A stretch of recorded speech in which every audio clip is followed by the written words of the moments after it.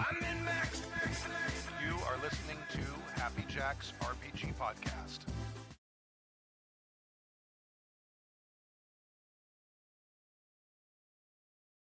With reckless abandon. Why, hello, and welcome to Season 27, Episode 6 of Happy Jacks RPG Podcast. My name is Stu. I'm Stork. Oh, we say it in two-part harmony. I wonder... Scrambling here. I mean, we've been doing this for, 4 months now, online? I wonder if we should determine if we should have people introduce themselves in an order. Yeah. I think that makes sense. I'm trying to do it. I like walking over each other. I mean, that makes for good radio, but maybe if we did it in order, it would be cleaner. I try to do it as it's stacked up on my computer, but it's probably different for everybody, right? Yeah, right. I don't know. Might be. This is Stu. This is Chris. I think I'm still Stork. They're excellent. In this episode of Happy Jacks RPG Podcast, Muddy Boots from New York would like to say thanks to someone who changed the way he plays.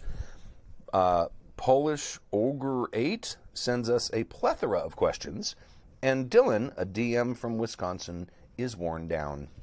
But first, if you'd like to email us, you can email us at happyjacksrpg@gmail.com. That's happyjacksrpg@gmail.com. We have a forum, happyjacksforum.com. That's happyjacksforum.com. We also are on the social meteors. HappyJacksRPG, all one word, on Twitter, on Instagram, on Facebook, and on MeWe. And if you'd like to watch the show live, go to happyjacks.org/live at 7:15, 18-ish p.m. Pacific time at happyjacks.org/live. And that's that. Don't forget Discord. And don't forget Discord. Discord's awesome.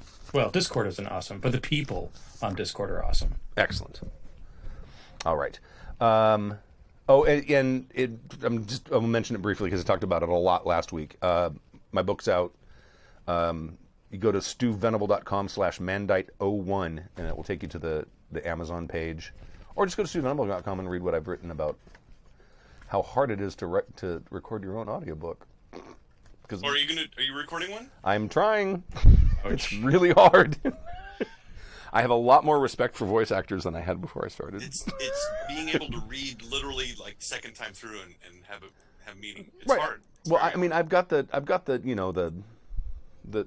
whole recording thing right in front of me because I'm engineering and reading it at the same time, which I'm wearing two hats.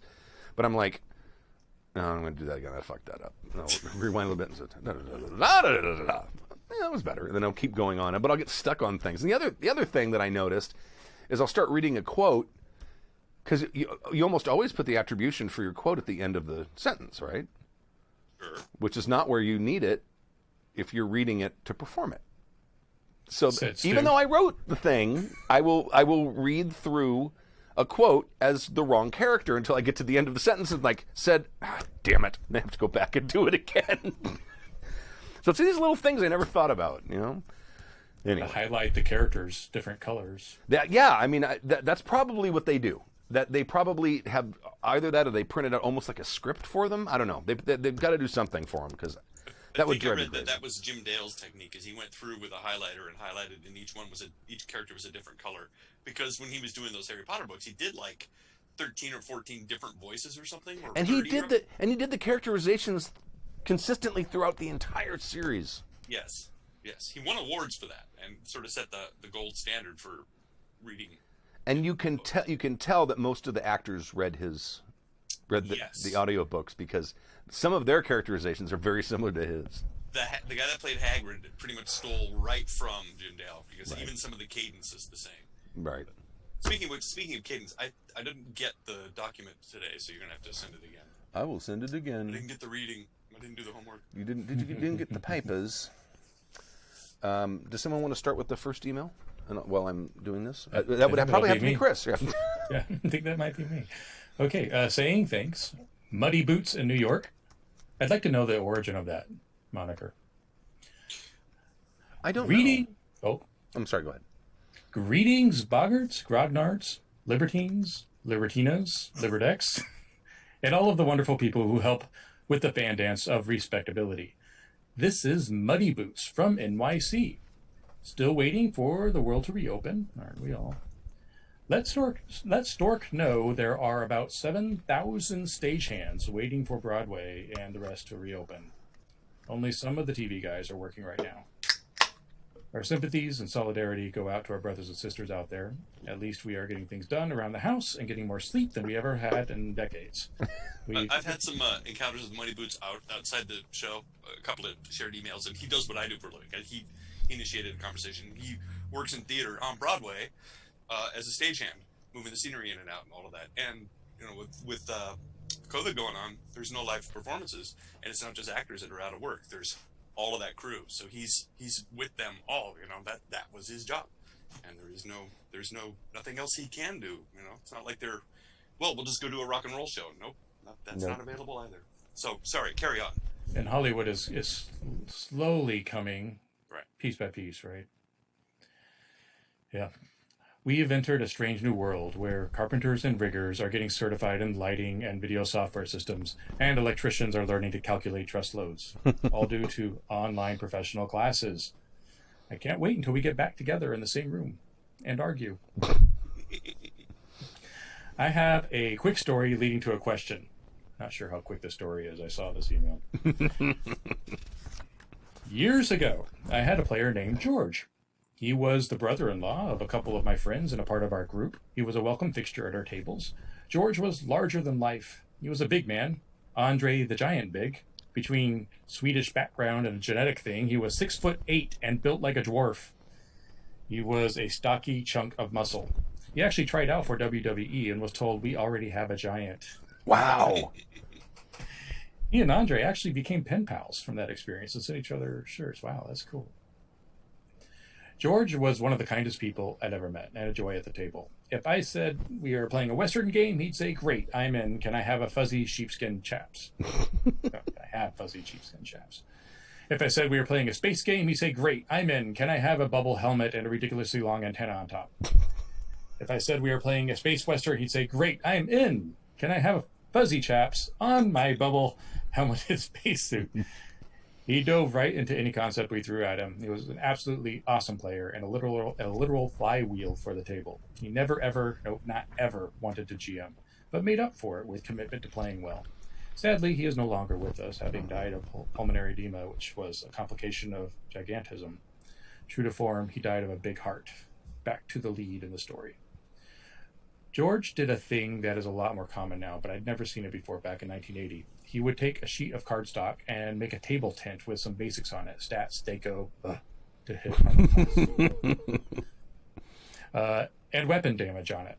But the thing that really stood out was that he would add a few sentences like, "I really, really hate goblins," or "I don't trust easily and I like horses." Sometimes even with notes about relationships with other characters. I think Cleric is a pompous ass. With a long-running character, they would become complex personality maps, always written in first person. He was the first person I ever saw do that. I asked him where he got it. He said, "I just started doing it because it seemed like a good idea for me." Another player I had in the same group would use Scotch magic tape on character sheets where numbers would change a lot. She would write on the tape in pencil, then Matt finished, took the pencil well, and erased it without wearing out the paper. That would have been clever in the 90s when I was playing. Mm-hmm. Yeah. A third player in that group would spell information on index cards and manage his spell slots as a deck. 2 magic missile spells, 2 cards. He would even set the needed dice on the card and prep. Wow. Yeah. This was all back in the late 70s and early 80s. I know things like this were being discovered all over the world by isolated groups. Some of the things we consider normal now in minigames were local habits and house rules. Things like backstory and throwing all the dice for an event at once were not common. We didn't have an internet and only a few zines to grow the culture. You could say we were low-number monkeys. All this leads to my questions. Do you have any simple tricks or methods of play that you picked up from someone else that really struck you as game-changing? There's a bunch of questions. Should I ask them all? Sure. Are there players who you learned from and chose to emulate? Anything that was so beautifully obvious and powerful that you thought, "Why didn't I think of that?" This is probably a series of questions for those who played pre-internet. Newer players have the advantage of a ton of information, including the podcast. Still, I'm interested in everyone's experience. Thanks for doing what you do and being yourselves. Muddy Boots from NYC. Yes, I still think the show is too short. Back in my day, the shows were 3 hours and uphill both ways. Postscript. What's the difference between God and a rigger? God knows he's not a rigger. Trust me, that's funny. That's I really halfway funny. get it. Well, if you've ever worked in theater, I have, but tangentially. So, I saw the riggers from afar. Hey, Stork, you can turn your volume on your mic up a little bit if you want. if I just move it a little bit closer. There you go. That helps. Yeah, well, you're right next to me. Now, the Gerp, I've talked about them all the time. The Gerps group I had in college, that was the first group that really engaged in role playing. We had a few people we would role play a little bit earlier, like in high school, when we played D&D and stuff like that, but not that much. But when we got into college, especially two of them, Brian and Fred. I've mentioned Fred before because he played a woman barbarian, and he actually role played the birth of his character's child at the table. Put his feet up on the edge of the thing like it was stirrups, and did the whole birthing process. But committed to it though, right? Oh, not in a comedy way. 100% committed to it, and also Brian as well. Those two guys. That's kind of, I think, when I realized, and it wasn't just them. Bill was a great role player too, and once I started playing with these people who are really good role players, it's like it just opened up a whole new world of gaming for me. Because before that, it was about killing monsters and taking their stuff, or killing space aliens and taking their stuff, and things like that. But it really became more theatrical then than it had ever been before, and I think that definitely definitely improved my GMing. Because now I've got players who are characterizing their characters, and it's like, well, I got to do the same thing. So they really made me a better GM during that time, I think.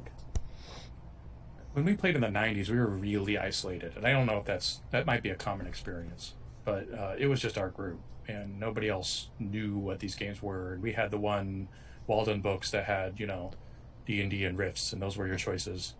So I don't know that a whole lot of innovation happened in those days.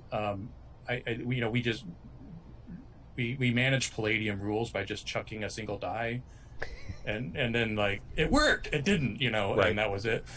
So I'm not sure, but I think that for me, a lot of the innovations came post-internet, because that's when I started realizing how other people did this stuff. And one of the biggest aha moments I had was relatively recently, when I first met Tomes, which was, I don't know, 4 years ago, not that long ago. And I saw how caring he was for the table.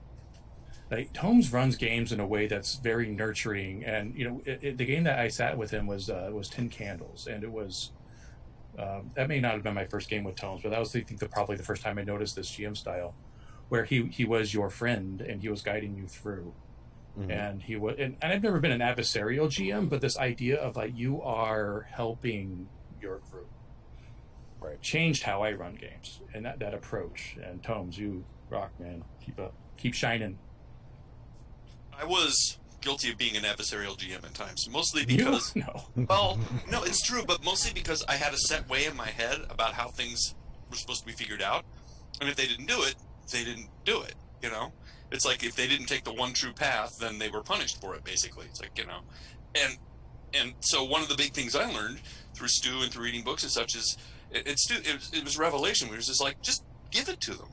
And I think we discovered that maybe early on in our podcast. I think you kind of picked it up from Gumshoe, really, the clue of 3 or whatever. But if it's an important clue, if it's an important thing, just let them have it. And it was like a revelation to me, like, yeah, why am I making them roll perception? Because then if they fail, I'm punishing them. Yeah, why don't they just give? It's not going to break the game. In fact, it makes the game go. Just give them the stuff. And because you get so myopic and slavish to the rules, you forget that it's still supposed to be a fun game. It's not all about randomizers and following the rules to the letter. Right. At the end of the day, you're supposed to have fun. And that is maybe the biggest revelation in doing all of this was don't be such a slave to the rules. Don't follow everything to the letter. At the end of the day, this is supposed to be fun, goddammit. Make sure your players have fun, and make sure you have fun, too. Doesn't that seem weird? Because I don't think that I approached the game that way. I think I was always so nervous about getting it right that I followed the rules to the letter. Certainly we were taught to hide behind DM screens Mm-hmm. and to keep our secrets, and you didn't ask the blah blah blah blah blah. I use that voice too. And I think it took the internet for us to see other ways. Oh yeah, I mean when I was in high school, I was a prick of a GM. But I mean, like if you were able to kill the thing that was in the room, you got like 1 million gold pieces, and then you leveled up like 8 levels. Yeah. Right then, because more than anything else, we wanted to see what happened when you get to high levels. But we wouldn't just make a high level character; you had to level them up. No, you did. It was the journey. So, look, this giant rat was sitting on a hoard of 1 million gold pieces, and you get XP for all of them. And then you have to escalate the world to the point where you blow up. I've blown up at least 3 universes in my time because things just get so big. I don't even want to know what inflation was like in the worlds I ran during. Some of the other things I picked up just along the way is organizational stuff, like how you organize your character sheets. And I was at a game years ago, one of the early Strategicons, where they had those Lego folders that folded, and I use them all the time now because you can put everything in your character about your character in one of those things. It's got little sections inside of it, and it revolutionized the way I have a character sheet now, because I used to have just loose sheets of paper and stuff written on the back, and then I'd have another one with notes, and invariably I'd lose one. Oh, you're all organized and shit now. And now, I'm not that organized, but at least it's all in one place. So right. If I lose it, I could just lose the one thing. But and then I was when we used to play Hero, it was always such a chore to count out dice. And somebody finally said to me, "Why don't you just count out tens?" Right. And I'm like, okay, so I've been playing Hero for 30 years, and I never counted in tens. I'd start with the high dice and work my way. It's like, no, count out all the tens. I'm like, was it me or Bill that taught you that? It might have been. Because I learned it from Bill. Because I did the same thing. It's like, this and that, and then I'd get out a piece of paper and start writing them down because I had a shitty memory. And then he's like, no, just count tens. Just pull out pairs of tens. And I'm like, whoa! Stupid.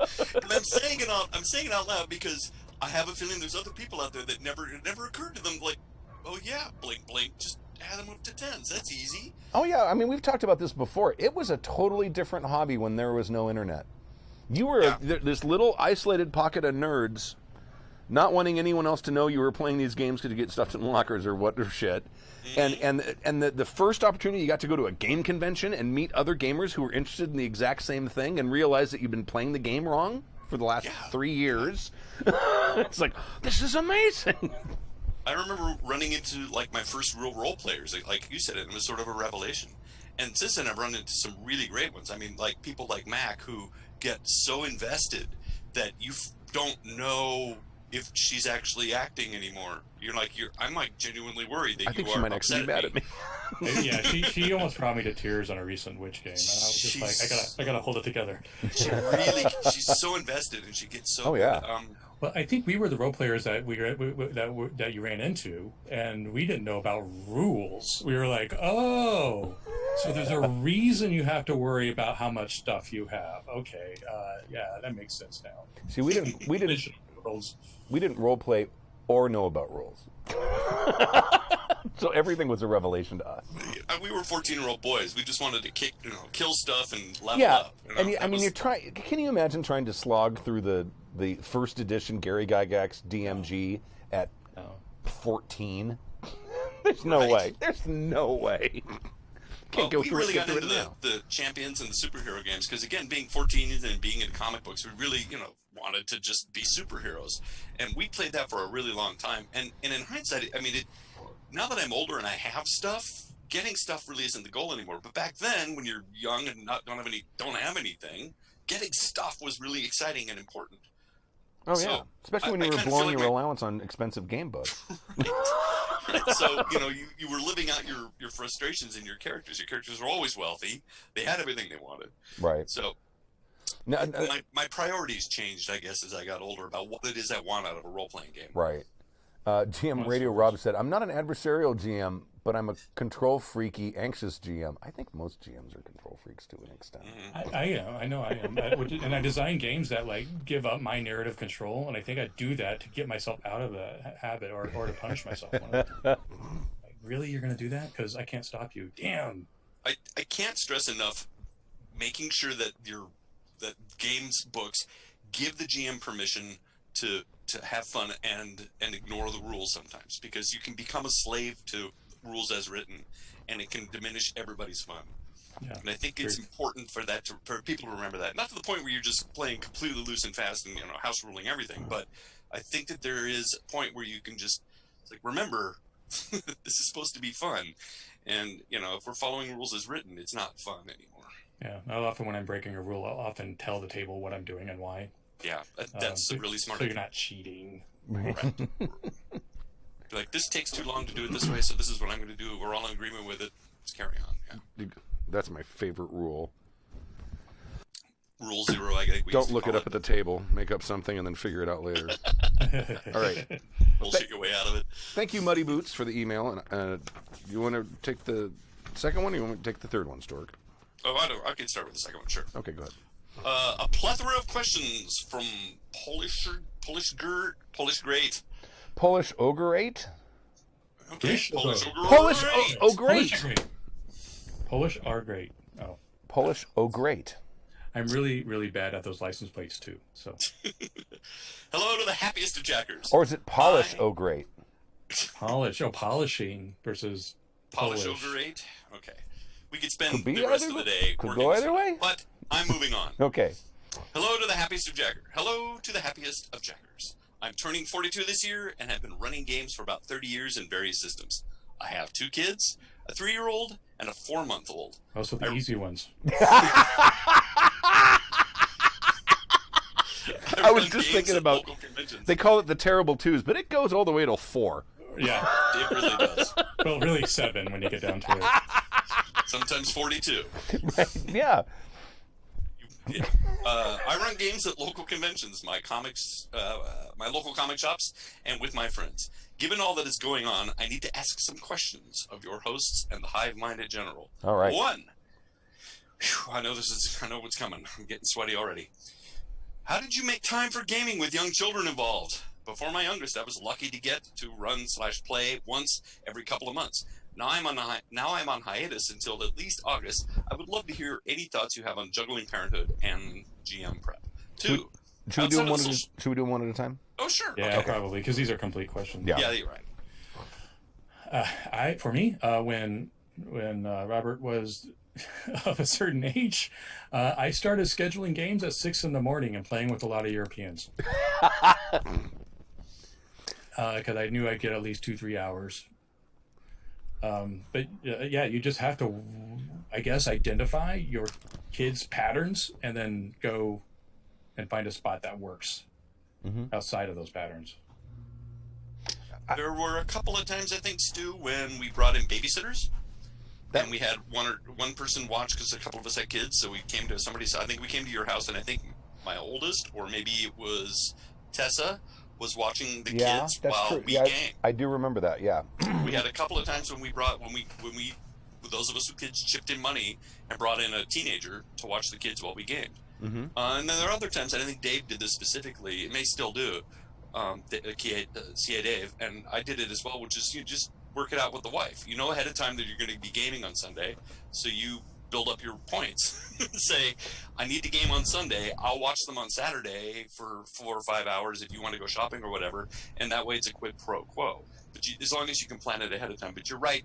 If you're doing more than one game a week, it can get tricky. I'm trying to remember when we did the old Eldamy game in D&D 4th edition. Do we play weekly or every other week? I don't remember. I think we played weekly. Okay, all right. So in that point, don't ask me because my marriage ended in a divorce.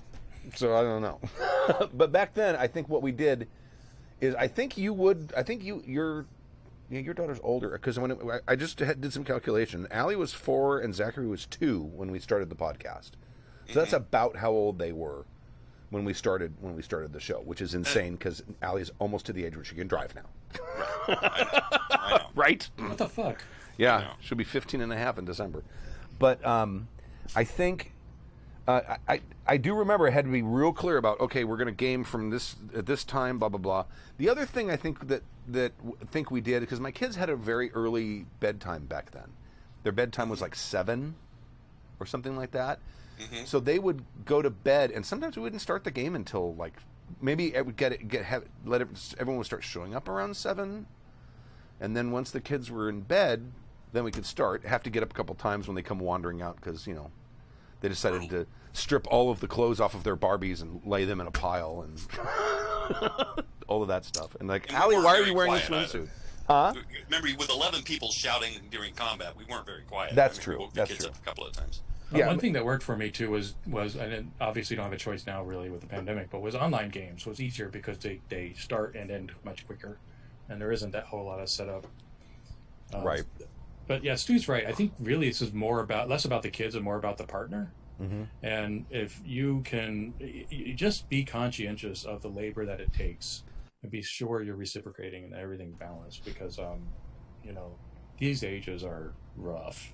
4 months, I mean, that's crawling, right? I mean, yeah, it is almost. Yeah, usually pretty soon they get into rolling, and it's over. Right, and then when they start couch surfing, you're done. That's when everything fragile in your house moves up to about like a 3 or 4 foot height. All right, it's a challenge, but it can be overcome. Again, you just have to sort of scale down and scale back. You're right about online, because you can. And there were a couple of times I think we were doing some stuff. God, maybe it was this podcast. But I would have a kid in a crib, and I would be online, and occasionally I'd get up and check and come back. I forgot what that was. There were a couple of times. It wasn't the podcast, because we always did the podcast here live. It was something. I don't know. More questions here. Question 2. So yeah, let me get back to that. Number 2. Okay. 2. The number 2. Outside of social distancing we are in, how do you help grow the RPG community in your area? Specifically, how can I help to encourage new GMs? My town has a lot of players, not so much on folks willing to run. I tried to organize a GM workshop at our local game shop a couple of years ago, but that turned out to be way more work than I thought, and I wasn't super impressed with the results. We had a decent turnout, but the workshop really didn't seem to help encourage more people running games like I had hoped. That's not a bad idea, because they're reopening. Our game store closed, Game Empire, because Chuck passed away, I think earlier this year or the end of last year, and someone purchased it, and they just opened this last Saturday. It's called Odyssey Games. Oh, really? I drove by it not too long ago, and it just looked closed up and bleak. It opened Saturday. Last Saturday was their grand opening. So I mean, that might be an interesting thing to once we can do that. That would be an interesting thing to do. There is to have like a little GMing seminar and get 2 or 3 people and make like a little panel. It's interesting that you say that, because I was sitting here thinking the reason you started this podcast was to teach GMing, because there was a dearth of GMs. And nowadays, it's 10, 12 years later that we've been doing this. Nowadays, with all this COVID stuff, I find myself surfing YouTube for hours. And I find myself stumbling upon these how-to videos of all kinds. I mean, I was watching somebody, gentle a horse today, and I was riveted watching this girl go through the mirrors. I don't know anything about horses, but the video was fascinating. So, to my mind, why don't you make some little home videos about, write out a little essay and read it and talk about it and put together a little video about how to GM and post it and let people know and share it around the community. Because you'll be able to say what you want to say. People can watch it and rewatch it, and I find these things, more and more people turn to these things for information than they do anything else anymore. That's how. Not to make this the Tomes show, but Tomes started a Story Games Glendale a couple of years ago. That meetup? The meetup, yeah, on Meetup, and grew it over time. And I think just putting the initiative in to listing something local goes pretty far. Obviously, you can't do that now. I don't know how you do that now. I don't know how to do anything now. This is. Yeah, I don't know. I don't know if there's anything that you can do to specifically encourage people to GM in your area right now. I don't know. Right. I mean, Facebook marketing, targeting demographics. Yeah, I guess there's that. But I mean, right now I don't know if there is anything you can do. I mean, I don't know. You just have to wait until it's over. Yeah. All They the do Broadway Heavy stuff. Metal Jess is saying they do the meetup online now. So it's Yeah. Glendale folks meeting online, playing story Oh, games. okay. It's pretty sweet. I need to join. I didn't know you guys were doing this. I will join it. I think they didn't want to tell you. They didn't tell me. On purpose. It must have been an oversight. Heavy Metal Jess just let it out of the gates. She did. Tones And would be everybody's so like, mad at "You her did now. What? You went into Happy Jacks RPG? You told Chris? What the fuck, dude? You had one job. Someday, Jess, I hope to meet you. She's been a she's- long-time listener. She's great. Yeah. Well, I think she came. Didn't she come down to one of the cons? It was one of the ones think we don't go to, of course. Yeah, she was. She came to Maycon. 2, I think, right? Didn't you? I think she's come to 2. I may have missed her. I think I've missed a bunch of cons recently. So, anyway, moving on. All right. Thank- She went to thank GameX, you. which is the main one. Okay. Okay. Thank you for all the advice you have shared about online gaming and virtual tabletop games. Do you find some RPG systems work better on one platform versus another? No. I've just been using Zoom, and I've just Zoom works great. it's been fine. I mean, I everything. There's no combat maps. Everything's theater of the mind. If I have to, I'll draw out a picture and show it to the camera and say this is what the scene looks like, and that seems to be working fine. Yeah, that's my one caveat is that as long as it's not too mini heavy, if you're trying to play Battle Mech or something, or Battletech or something, which relies on maps and terrains and Mech miniatures and moving, there are systems for that, but that's a whole different learning curve and it can be really complicated. So if you just want to do a role-playing game and spend a lot of theater in the mind, it's almost any of these things will work great. In general, I found that the more traditional the game, Roll20's better. Oh, really?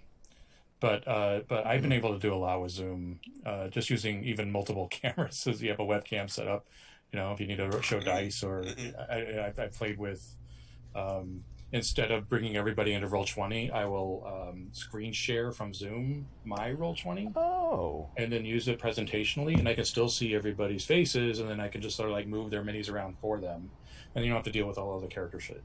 Right. My oldest daughter, who used to babysit for us, Stu, when we were gaming, is now gaming. And one of the games she's in, they do that as well, because Zoom is built for meetings. Yeah. So they can pull up the dry erase board and draw stuff there for you. They can pull up, like you said, they set up a separate camera, and they can screenshot and drag over stuff from Roll20 or from other sources. So Zoom is pretty powerful if you go beyond the surface. Roll20 is also unbelievably powerful, and every time I've looked at it, I get caught up. There's a big learning curve, is there not? Well, it depends on what you want to do with it. You can just use it scrappy. Now, I've used it for years, and I love it for D&D in particular because all of the published materials are on there. And the reason I like the screen share option is because you can bypass a lot of the learning curve. My challenge with Roll20 is getting the players on board that don't know it. And so I found that, and I'm talking specifically about the middle schoolers that I've been running for.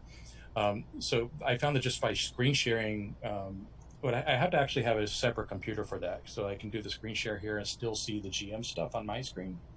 So I can screen share the player view, and then I can put in the maps and the effects and the minis and just go hog wild over here. And they see it on their screens, and it works great, and you don't have to deal with all of that interface. So if you as a GM go through the learning curve to use Roll20, very powerful. Even if you just use it presentationally and you don't put people into the system, and you just screen share and show it.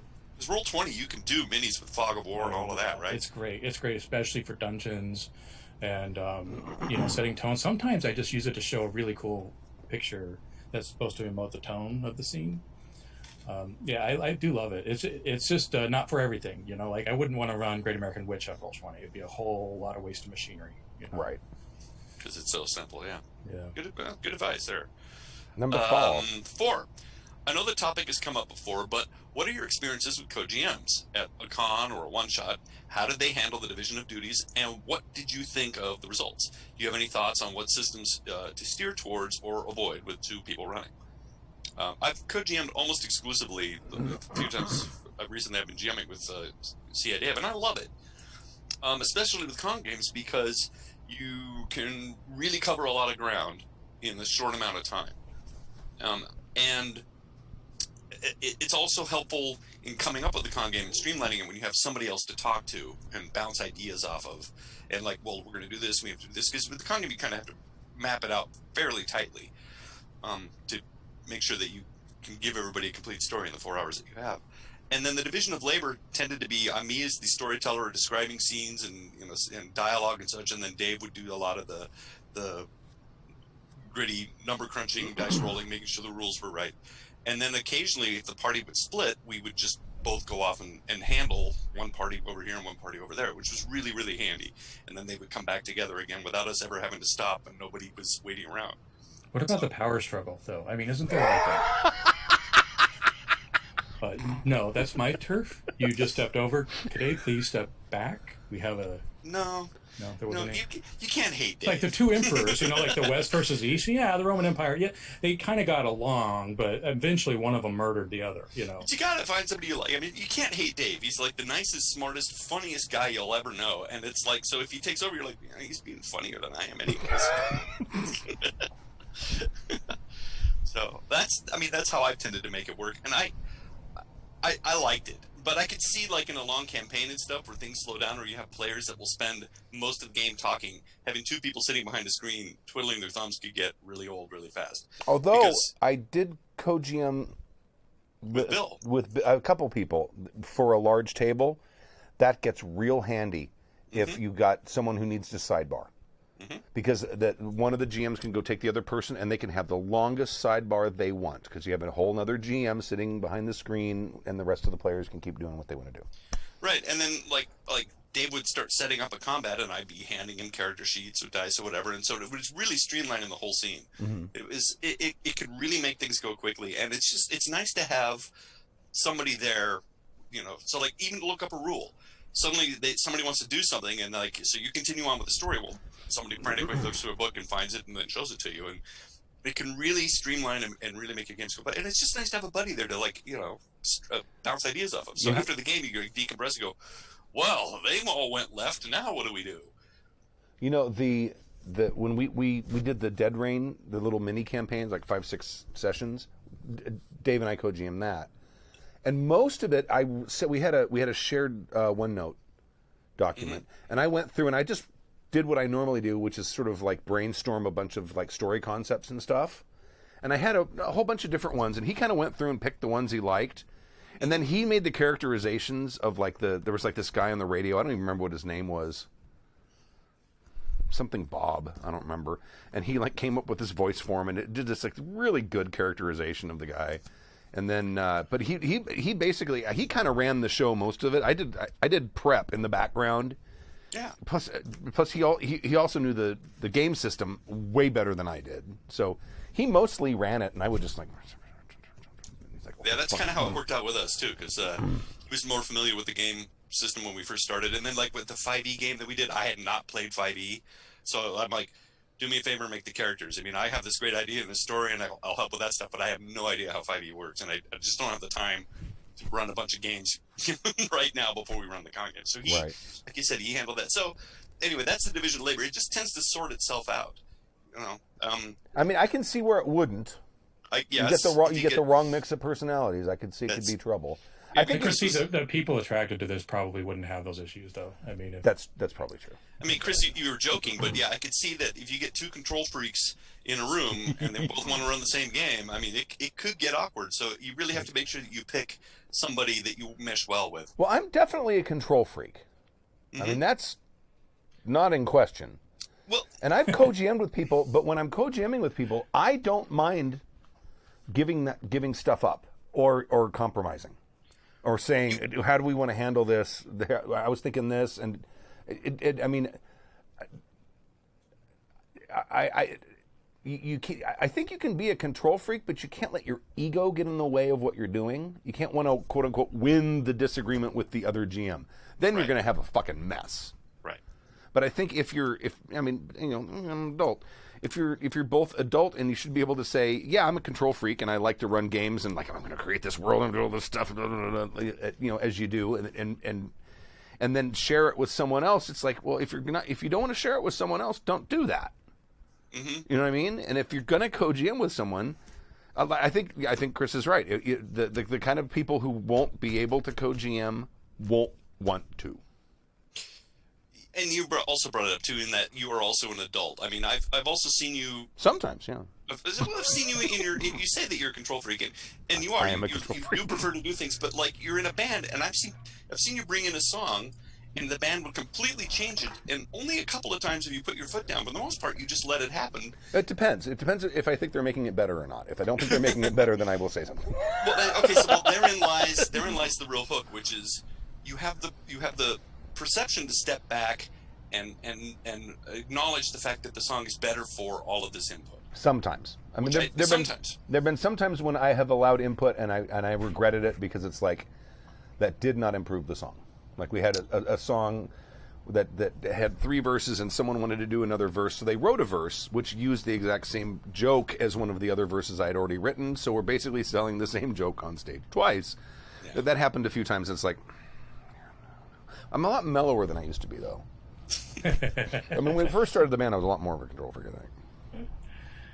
Yeah, anyway. It's also just like you said, you're an adult and you're grown up, and right. I think so. That may be part of it too. Which I'm also is tired. Just maybe it comes from being an entertainer, which is as long as it makes the show, as long as it makes the show tighter and better and funnier, I'm all for it. Oh, sure. You know, I'm willing to give up all this stuff because people are laughing harder. So clearly, that's funny. Keep it.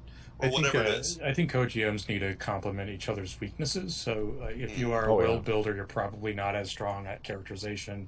And if you're a character person, you're probably not as strong as world building. And so that's probably why Dave. And I mean, conversely, it might be that you're really good at administration, but really bad at like performance. You know, and so if you can just if there's leaning into the strengths and then the other person complements the weakness, that's the best way to make a team. Or like if someone's really good with, so I haven't really needed to get a co-host, so we're pretty good on that front. It's interesting. I don't think I think I can safely say every time I have co-GM'd, I have learned something about GMing from sharing the responsibility with someone else and seeing them do something in a way that I wouldn't have done it, and watch what happens.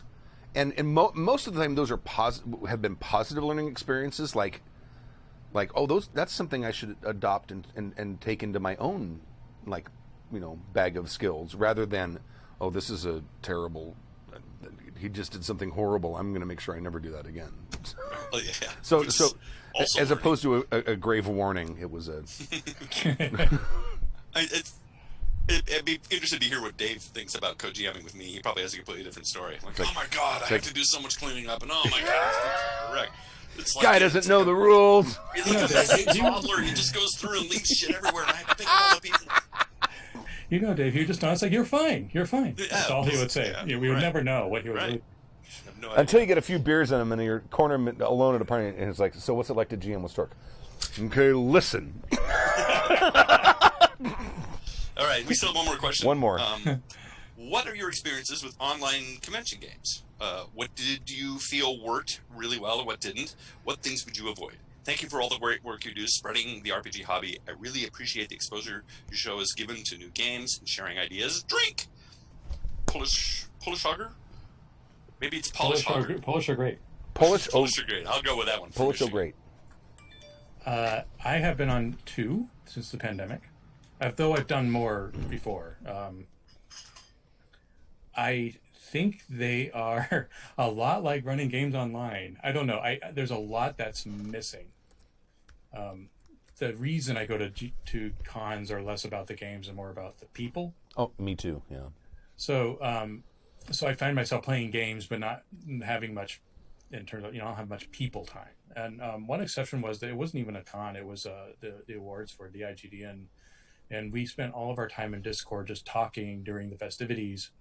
And that was way more rewarding for me than playing online at a con. So I think that one thing that con organizers, Jim, if you're watching, could do to help this is to really create more social places for social interaction above and beyond gaming. Or like a lobby where people can just sort of hang out, like a big giant Zoom thing. Yeah, and there may have been that in the last Strategicon. I just didn't know, but I think that was one thing that was really missing for me on the online experience, because I can do online games whenever, and I didn't really notice a difference. I could go to our local game conventions and not play one game and have a blast. Yeah, and me just too. have a great time. And Bill and I went to Gen Con 3 years ago now in the 50th. We played one game. Over 4 days, we played one game. The rest of the time, we were just walking around. We had a meet up at a bar near there, and I got to meet about 15 or 16 listeners from the Midwest, and that was awesome. I way prefer to sit down and meet people that I don't get a chance to talk to or have never had a chance to talk to sit down and just shoot the shit. I do miss. Let me back up. Back in the day, remember when you could just game for like 8-10 hours, or you'd like all weekend you would just sort of like go to a guy's house and you would just sleep out and game. And that's what a convention is like, where you're like, I don't have to worry about feeding the kids, I don't have to worry about going to work, I don't have to worry about anything, I'm just here just to do this thing. And it's kind of cool where you're like, it's just I'm here to do this one thing, and I can do it all I want anywhere I want. It's awesome. That said, I certainly am a lot more tired on Sunday mornings or Sunday evening than I used to be, because I'm old, and it's like, oh, boy, I'm done. I don't want to game for another couple of months. Oof. But it is really cool to just go to a place, and that's all you get to do. I mean, that's what conventions are. And, the hotel that's got great food and a pool, All right. I think organizationally, these online cons are really solid. Never had a step technically or organizationally. I just think that we need more social interaction somehow. Yeah, it's a placeholder for an actual convention. I don't think you're ever really going to get the whole con experience online. No, not for lack of trying. They're going to do the best they can. I mean, the good stuff about being able to game with people you've never gamed for, that's always going to hold true. Yeah, because you always learn. That's always an interesting experience, and usually a positive one. When you sit down in a game with people you've never played with before, and whole different playing styles, and I think that makes you a better GM, and I think that makes you a better player. Absolutely, to do this. Okay, thank you, Polish Ogre 8, Polish Ogre 8, Polish Ogre 8, Polish Ogre 8, one of the four, from Michigan. Thank you. Worn down DM from Dylan in Wisconsin.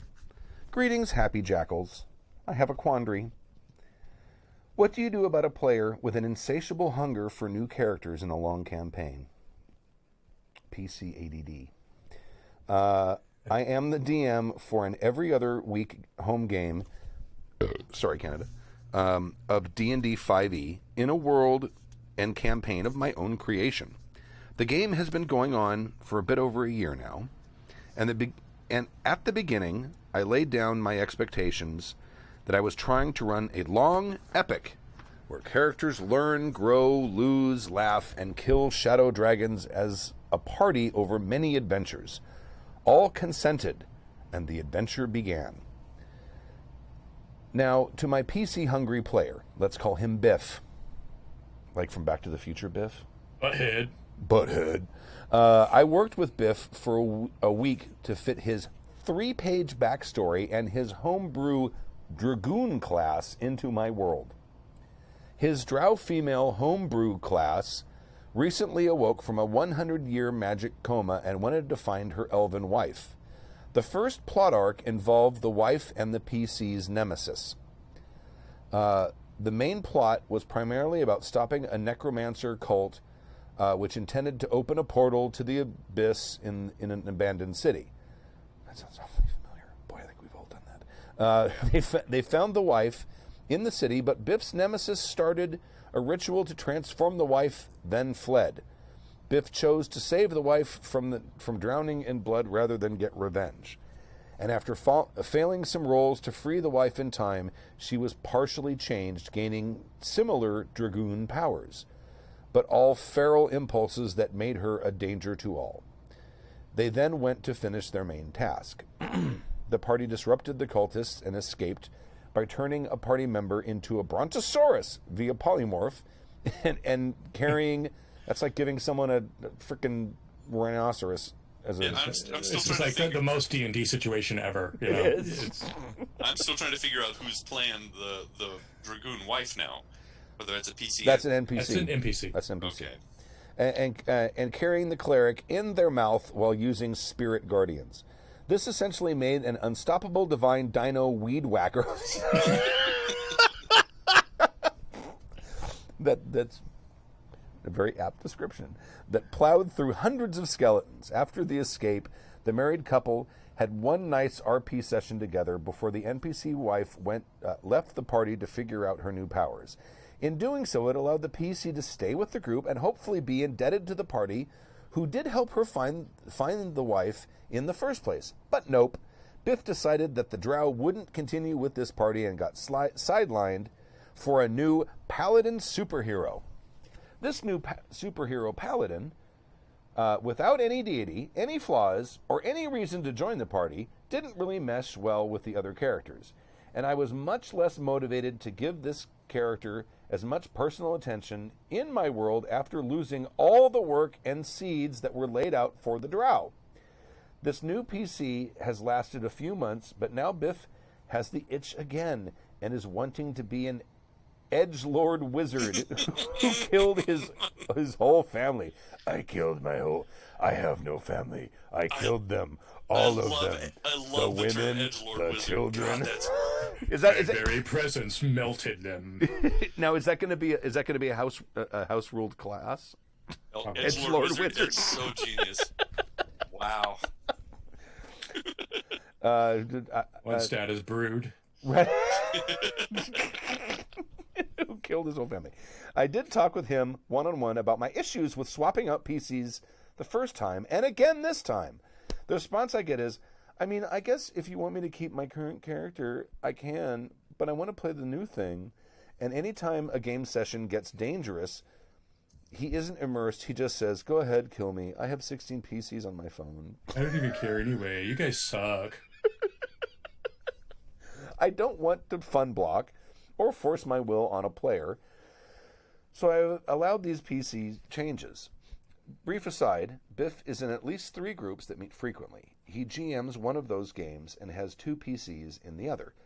The DM for one of his other weekly groups is also a player in my game. He has been frustrated with Biff's greed for new PCs in his world and mine. It's hard for everyone to build up relationships with their fellow adventurers when they keep getting etch-a-sketched by a rotating cast. Biff also enjoys large backstories that require me to make more world and NPCs for him, which is great, and I'm happy to do so, but not every few months.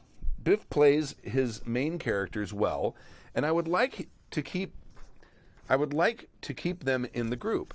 I feel like having multiple current PCs across many gaming groups should sate his hunger, but not enough to. But enough is never enough. Is there anything to be done? Do you have any GM tips and tricks to effortlessly integrate these characters, or a way to keep PC-hungry players from swapping without raining on their parade? Much thanks, Dylan, the DM in Wisconsin. P.S.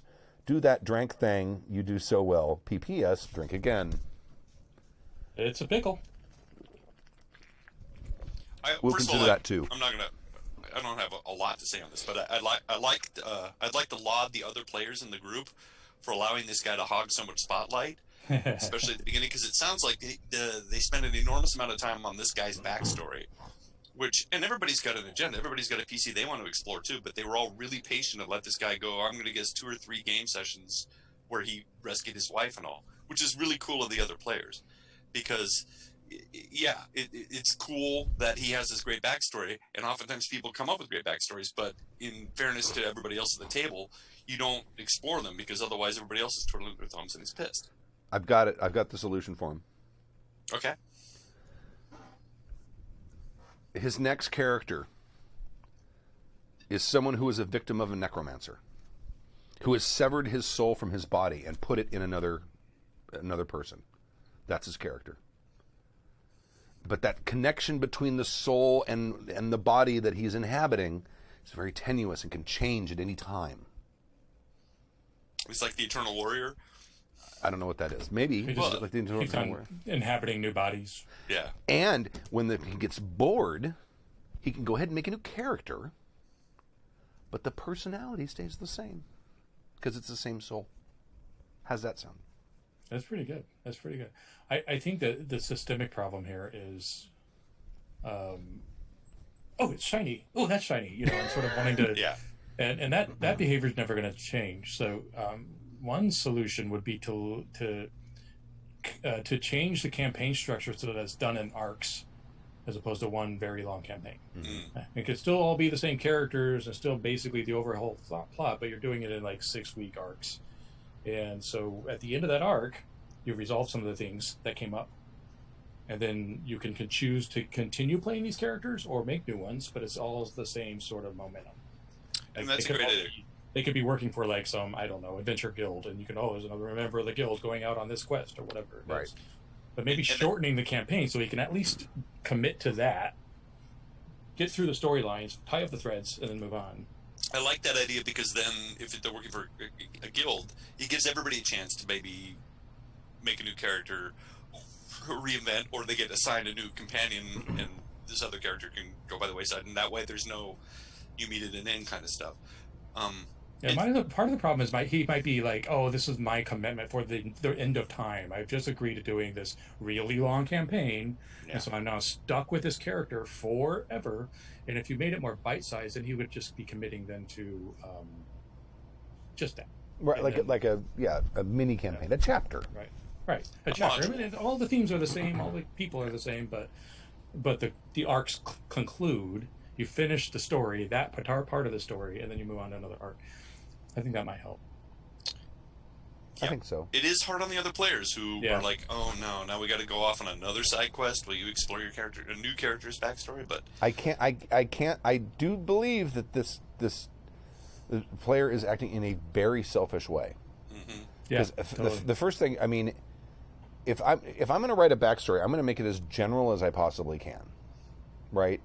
There's an enemy, and then he did something, and now I'm running away, and then something else, and because that way the GM can take that and adapt that into what they already have.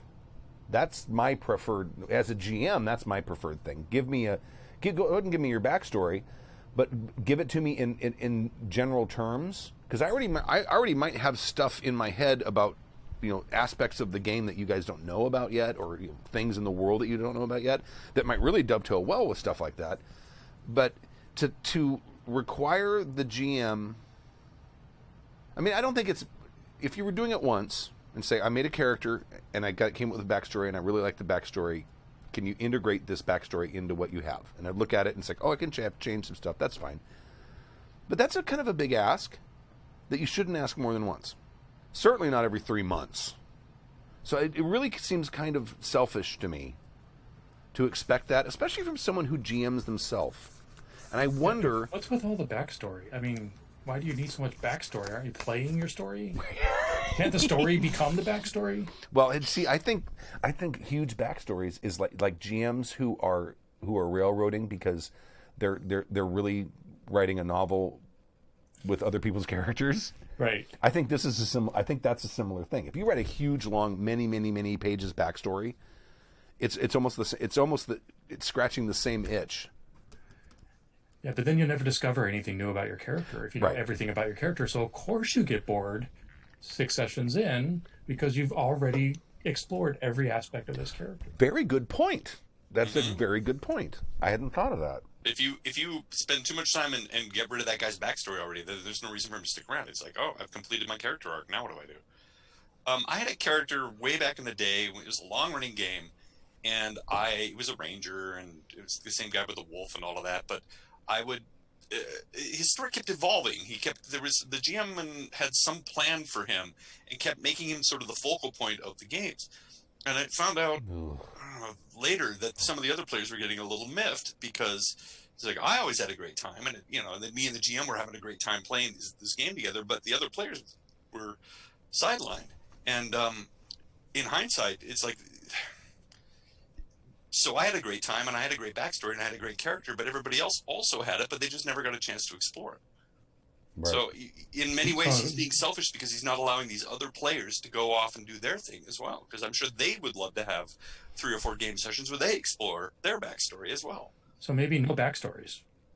Yeah. We're just going to find you out. We're going to play to find out who this character is, and then you won't get bored.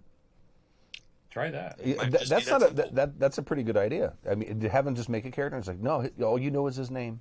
We're gonna figure out who this guy was as the story goes on. Go into the little village where his parents were slain, and he didn't even remember it because he was only 2. Yeah. And the Mandalorian came and took him. Right. Or you were, and showed him the way. Oh my God, I can't wait for the 2nd season. That show was so good. It was so good. It was everything a Star Wars fan wants. It's a Western. It was The Man with No Name. It was awesome. Oh, yeah. Loved it. It was a total Clint Eastwood, Big Eddie Western. And was it Lone Wolf and Cub? But without as much blood. I seem to recall those being awfully bloody. Yeah. I didn't know you read any of those. Or did you watch the movies? There was movies. Yeah. There was actually one that was released, but it wasn't called that. It was called something else. The Baby Carriage Samurai. That's it. That was it. And it's with the knives that came out from the wheels and lopped off all the legs of the guys as it went by. Look this up. I loved that when I was 12. It's based on an original manga, and it's a fascinating manga. It's about the guy who was a lead samurai, and he gets fall from grace, but he has a child, and so he's a Ronin, and he wanders the land with his kid in tow. And sometimes he has a carriage, and sometimes he's just carrying the kid around, and that's why it's a lone wolf, because he's a Ronin, and the cub is kid. And see, they should have had nothing ever pleasant happens to him. He gets jumped and attacked, and it's like a Western. It would be like, again, it'd be like Clint Eastwood's character with a baby. See, they need to dovetail that with Zatoichi. Yeah, I would love to see that. That's probably out there. I haven't explored a bunch. There is a Zatoichi.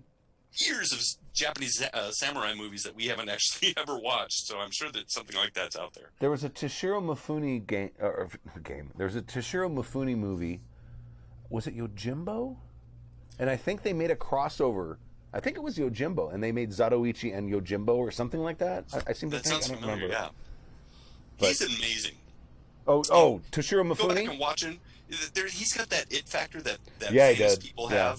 Where you just can't take your eyes off him. And I can't tell you what it is he does that makes him so great, but he's awesome. He's just got that charisma that comes through the screen. It's astonishing. He's just great.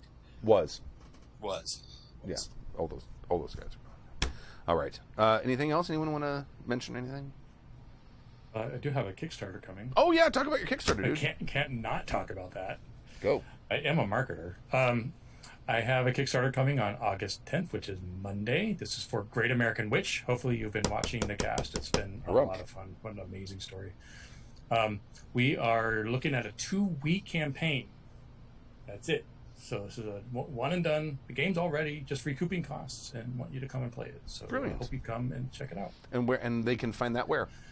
Right now, it's a preview on Kickstarter, but you can see all of the information at greatamericanwitch.com. Excellent. It's a great game. When Happy Jackers play it, I hope it's a great game for you. I played it once, I think when it was still in its formative years, and I actually had a really great time. I really love the concept. It's a lot of fun. It's the kind of game I love to run, so I hope people come and join. And check out the actual play if you haven't yet. It's been really, really good. That cast is amazing. Like, they do all of the work. I just sit there and sort of, watch and fanboy them sometimes. But yeah, they really, really great game. Yeah, that's what Stu says is the best part about the Happy Jack community. Is when he runs a game, he's like, he'll kick back and just go guys, go. It's a lot less work running games here. Let me tell you, it is, and I'm happy for it. Okay. For the 5 people who've read my book, I just finished the sequel. I'm doing the second writing pass through it right now. In fact, that's why we were late to start. So, all right. That's it. Anything else? Going once? Twice? All good. 3 times a leader.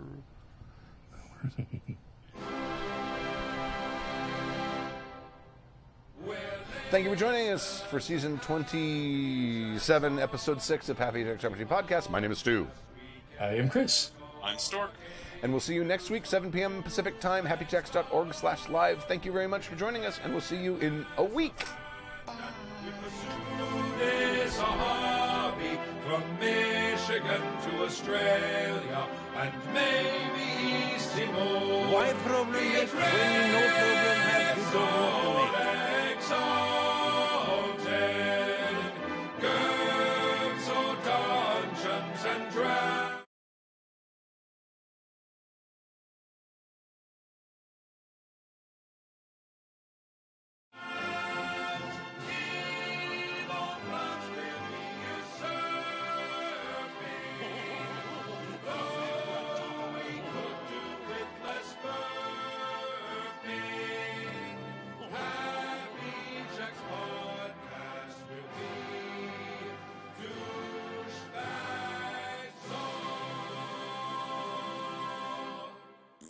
Why problem make when you no problem have you don't want to make? The preceding program has been a presentation of the Angry Folk Media Empire.